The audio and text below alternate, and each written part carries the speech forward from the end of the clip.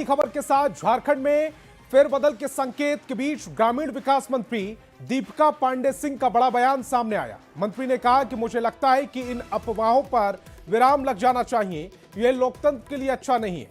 महागठबंधन को राज्य में बहुत मजबूत और एक तरफा जनादेश मिला है, यहां इस तरह की अफवाहें फैलाने की कोशिश की जा रही है। तो बड़ी खबर इस समय आपकी टेलीविजन स्क्रीन पर। एक तरफ झारखंड में फेरबदल के संकेत के बीच ग्रामीण विकास मंत्री दीपिका पांडे सिंह ने एक बड़ा बयान दिया है।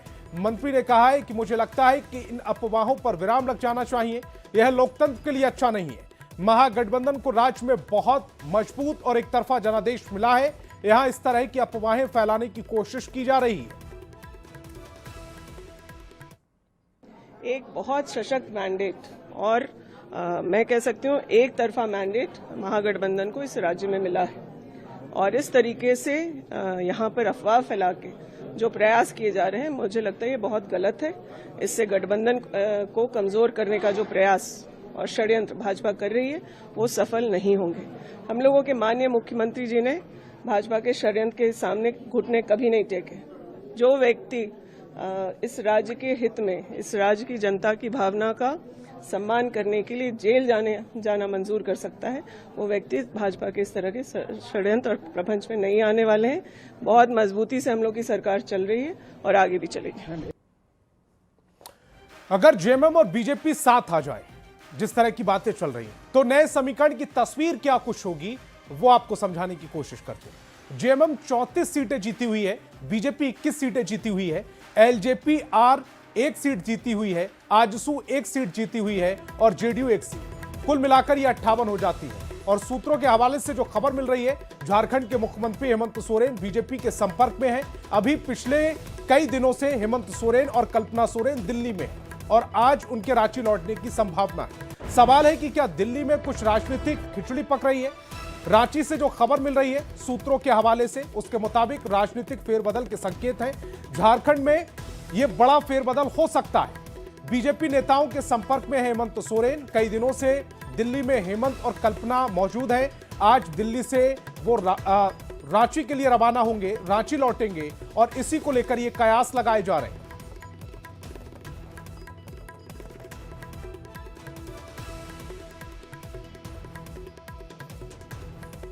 तो झारखंड में फेरबदल के संकेत के बीच अजय आलोक ने पोस्ट किया है।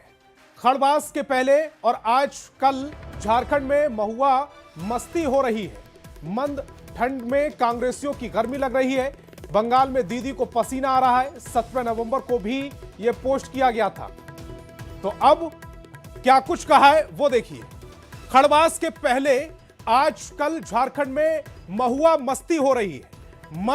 मद का इस्तेमाल किया गया है, ठंड का इस्तेमाल किया गया है। मद और ठंड में कांग्रेसियों को गर्मी लग रही है और बंगाल में दीदी के पसीने छूट रहे हैं। यह पोस्ट किया है डॉक्टर अजय आलोक ने, यानी कि बीजेपी के जो नेता हैं डॉक्टर अजय आलोक, उनका यह पोस्ट है। और यह पोस्ट में कह रहे हैं कि खड़बास के पहले आजकल झारखंड में महुआ मस्ती हो रही है। मंद और ठंड में कांग्रेसियों को गर्मी लग रही है और बंगाल में दीदी को पसीना आ रहा है। तारीख देखिए, यह है 3 दिसंबर, यानी कि आज की तारीख 2025, आज की तारीख। ये 1:08 पर ये पोस्ट किया गया है। अब 17 नवंबर का पोस्ट देखिए। अब नया बम झारखंड में हेमंत अब जीवंत होंगे। ये कब का है? 17 नवंबर का ये पोस्ट है। 17 नवंबर ये 11:21 पर सुबह किया गया था। 17 नवंबर 2025 को ये पोस्ट डॉक्टर अजय आलोक ने किया।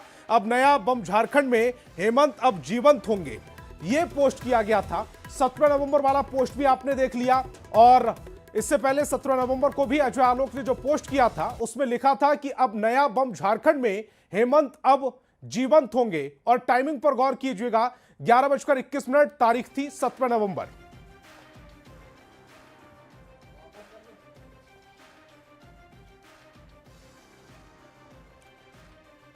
और राज्य में नए सियासी अटकलों की खबरों के बीच प्रदेश बीजेपी ने एक बड़ा बयान दिया है। बीजेपी प्रवक्ता अजय साहा ने कहा है कि जब भी सीएम हेमंत सोरेन पर ईडी का शिकंजा कसता है तब झारखंड झुकेगा नहीं का नैरेटिव सेट किया जाता है, ताकि कल अगर मुख्यमंत्री को जेल जाना पड़े तब आम लोगों में यह नैरेटिव सेट किया जा सके। कि केंद्र सरकार के सामने नहीं झुकने की वजह से उन्हें जेल जाना पड़ा है।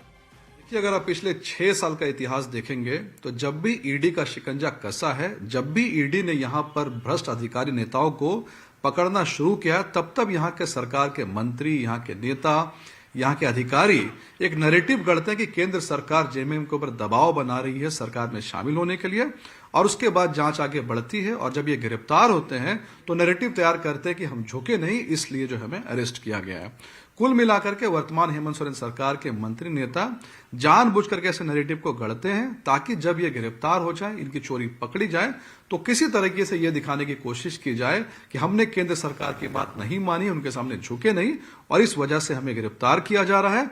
कुल मिलाकर के चोरी और भ्रष्टाचार के ऊपर में पर्दा डालने का ये पूरा का पूरा इनका साजिश। और 5 दिसंबर से झारखंड विधानसभा के शीतकालीन सत्र की शुरुआत होगी। सत्र से पहले वार पलटवार के लिए पक्ष विपक्ष तैयार है। वहीं विधानसभा सत्र के संचालन को लेकर बैठक हुई, जिसमें अधिकारियों को कई निर्देश दिए गए। स्पीकर ने कहा कि उदासीन न रहे अधिकारी, जो भी विधेयक विधानसभा में पटल पर लाए जाए उसकी बारीकी से जांच कर ली जाए। हिंदी अंग्रेजी रूपांतरण में भी किसी प्रकार की कोई त्रुटि ना की जाए। जो इस महत्वपूर्ण चतुर्थ शीतकालीन सत्र को जन उपयोगी बनाने के लिए और सार्थक बनाने के लिए जो चीज पर विचार विमर्श का आवश्यकता है, हम लोगों ने सारे विचार विमर्श कर लिया और आगामी काल हम लोग सारे दल के नेताओं के साथ भी बैठक करके इसको सुनिश्चित करेंगे कि इस सत्र को हम लोग सार्थक सत्र करेंगे। विधानसभा का सत्र में जो प्रतिवेदन हमारे पास उपलब्ध हुए हैं, शून्यकाल 72% उत्तर मिला ही नहीं है, जो टोटल संख्या है। मैं प्रतिशत पे ही बता रहा हूँ। ध्यानाकर्षण 100% उत्तर नहीं मिला है। आश्वासन जो एश्योरेंस दिया गया था वो 100% उसका उत्तर नहीं आया है और निवेदन का लगभग 80% निवेदन का उत्तर विधानसभा सचिवालय को प्राप्त नहीं हुआ। इधर राज्य में मनरेगा को मजबूती देने को लेकर राज्य ग्रामीण रोजगार गारंटी परिषद की बैठक हुई। सीएम हेमंत सोरेन की अनुपस्थिति में इस बैठक की अध्यक्षता ग्रामीण विकास मंत्री दीपिका पांडे सिंह ने की। इसके अलावा अल्पसंख्यक कल्याण मंत्री हफीजुल हसन, ग्रामीण विकास सचिव और मनरेगा कमिश्नर समेत मनरेगा से जुड़े तमाम पदाधिकारी भी इस बैठक में शामिल हुए। नियमानुसार इस बैठक की अध्यक्षता मुख्यमंत्री खुद करते हैं। बैठक में राज्य में मनरेगा के तहत ग्रामीण इलाकों में चल रहे विकास योजनाओं की गति पर चर्चा हो रही है।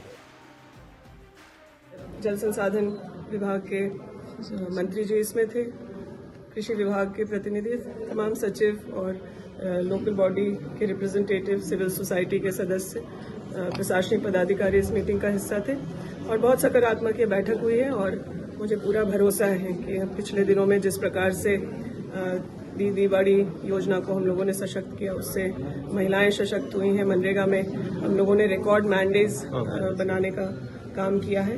कुछ परेशानी हम लोगों को पेमेंट को लेकर के जरूर हो रही है, क्योंकि बगैर इस राज्य को तैयार किए हुए जो टेक्नोलॉजी केंद्र सरकार ने दिया, उसकी वजह से पेमेंट, जो मटेरियल पेमेंट है वो डिले हो रहा है। उस पर भी चर्चा हुई और विभाग के लोग केंद्र सरकार से सकारात्मक पहल कर रहे हैं। मुझे पूरा भरोसा उसका भी समाधान जल्द हो।